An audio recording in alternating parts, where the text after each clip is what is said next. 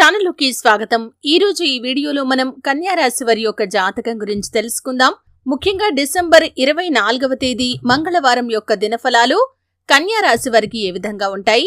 ఈ రోజు ఒక స్త్రీ ఒక పురుషుడు తాంత్రిక ప్రయోగాలు మీ పైన చేయబోతున్నారు. జాగ్రత్తగా ఉండాల్సిన పరిస్థితులు కూడా కనిపిస్తున్నాయి. ఈ వివరాలు ఇప్పుడు మనం తెలుసుకుందాం. మీరు అనుకున్న పనులు కాక బాధపడుతున్నారా? శ్రీ కొమురవెల్లి మల్లన్న స్వామి జ్యోతిష్యాలయాన్ని సంప్రదించండి. ప్రేమించిన వారు దూరం కావటం, భార్యాభర్తల మధ్య సమస్యలు, డబ్బు సమస్యలు, కోరుకున్న వ్యక్తి దగ్గరికి రాకపోవటం, వ్యాపారంలో నష్టం రావటం, చదువు, ఉద్యోగ సమస్యలు, ఇంకా ఎటువంటి సమస్యలు ఉన్నా తీరని సమస్యలకు కూడా ప్రత్యేకంగా శ్రీ మల్లన్న స్వామి ఆశీస్సులతో జ్యోతిష్యం చెబుతున్నారు. దూరంలో ఉన్నవారు ఫోన్ లేదా వాట్సాప్ ద్వారా సంప్రదించండి. Phone number 8897741766. వీడియోలోకి వెళ్లే ముందు మా చిన్న రిక్వెస్ట్ ఏంటంటే, ఇదివరకు మా ఛానల్ ని మీరు సబ్స్క్రైబ్ చేసుకోనట్లయితే సబ్స్క్రైబ్ చేసుకోండి. అలాగే పక్కన ఉన్న బెల్ ని ట్యాప్ చేయండి. అప్పుడే మేము అప్లోడ్ చేసే ప్రతి వీడియోకి మీకు నోటిఫికేషన్ అనేది వస్తుంది.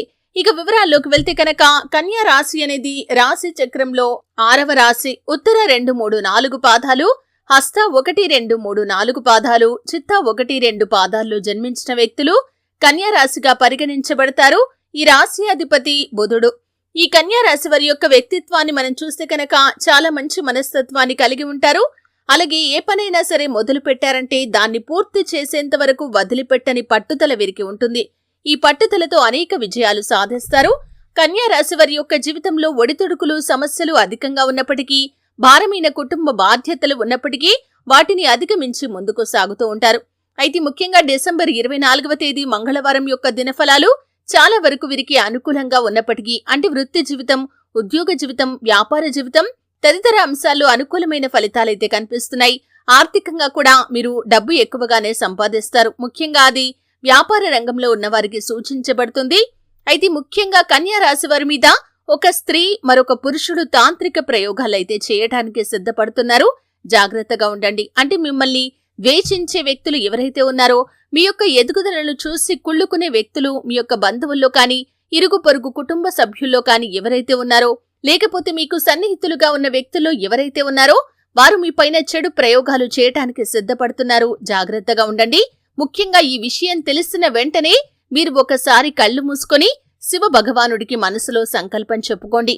ఎటువంటి దుష్ట బాధలు, దుష్ట పీడలు మీ ఇంటి దరిదాపుల్లోకి కానీ, మీ జీవితంలోకి కానీ రాకూడదని మీరు ఈ విధంగా మనస్సులో సంకల్పం చెప్పుకొని ఓం నమఃశివాయ అనే పంచాక్షరి మంత్రాన్ని 11 సార్లు జపించండి. మీకు పొంచి ఉన్న ప్రమాదం నుండి ఆ శివ భగవానుడు మిమ్మల్ని ఖచ్చితంగా కాపాడుతాడు. అలాగే ఈ రోజు మంగళవారం రోజు ఉదయం లేవగానే ఇంట్లో ఖచ్చితంగా దీపారాధన చేసుకోవాలి. అంటే నిత్య దీపారాధన అలవాటు లేని వారు కూడా ఈ రోజు ఇల్లంతా కూడా శుభ్రపరచుకొని దీపారాధన చేసుకోండి. అలాగే ఇంట్లో సాంబ్రాణి ధూపాన్ని వేసుకోండి. అలాగే మీరు ఒక చిన్న పరిహారం చేయటం ద్వారా కూడా మీకు పొంచి ఉన్నటువంటి ఈ ప్రమాదం నుండి బయటపడగలుగుతారు. ఒక నిమ్మకాయను తీసుకొని దానికంతటికీ కాటుక కాని మసి కాని పూయండి. అంటే పూర్తిగా నలుపు రంగులోకి వచ్చే విధంగా దానికి కాటుక పూసేసిన తర్వాత దాన్ని మీ ఎడమ చేతిలో పట్టుకొని ఇల్లంతా కూడా కలియ తిరగండి. మీరు ఇంట్లో తిరుగుతున్న సమయంలో మీ ఇంట్లో ఏదైనా నెగటివ్ ఎనర్జీ ఉంటే కనుక అదంతా బయటికి వెళ్లిపోవాలని మనస్సులో సంకల్పం చెప్పుకుంటూ ఈ విధంగా తిరిగేసిన తర్వాత ఐక నిమ్మకాయను మీ ఎడమ చేతిలో పట్టుకొని మరొక నిమిషం పాటు కళ్ళు మూసుకోండి. అంటే మీ ఇంటి ప్రధాన గదిలోకి వచ్చాక ఈ విధంగా చేయండి. డోర్లన్నీ క్లోజ్ చేసుకుని మాత్రమే ఈ పరిహారం చేయండి. రాత్రి సమయంలో చేస్తే కనుక మీపైన ఎటువంటి ప్రయోగాలైనా జరిగి ఉన్నట్లయితే అవన్నీ కూడా పటాపంచలైపోతాయి. కాబట్టి ఈ విధంగా నిమ్మకాయను పట్టుకొని మీరు కళ్ళు మూసుకొని నెగటివ్ ఎనర్జీ ఏదైనా సరే మీ ఇంట్లో ఉంటే కానీ, లేకపోతే మీ ఒంట్లో ఉంటే కానీ బయటికి వెళ్లిపోవాలని మనసులో సంకల్పం చెప్పుకొని ఆ నిమ్మకాయను బయట పారవేసిరండి. నిర్జన ప్రదేశంలో కానీ, లేకపోతే కనుక బయట డస్ట్బిన్ ఉంటే కనుక దాంట్లో కానీ పారవేసేసి కాళ్ళు చేతులు శుభ్రంగా కడిగేసుకోండి. ఈ చిన్న పరిహారం చేయటం ద్వారా మీరు మీకు పొంచి ఉన్నటువంటి ప్రమాదం నుండి బయటపడగలుగుతారు. మీపైన ఎటువంటి ప్రయోగాలు జరిగినా కానీ అవి మిమ్మల్ని ఏమీ చేయలేవు. కాబట్టి ఈ చిన్న పరిహారం చేసుకోండి. అప్పుడే మీరు ఈ ప్రమాదం నుండి బయటపడగలుగుతారు. శివారాధన అద్భుతమైన ఫలితాలను ఇస్తుంది. సుబ్రహ్మణ్యేశ్వర స్వామిని ఆరాధించండి. శ్రీరామచంద్రమూర్తిని, సీతా అమ్మవారిని ఆరాధించండి.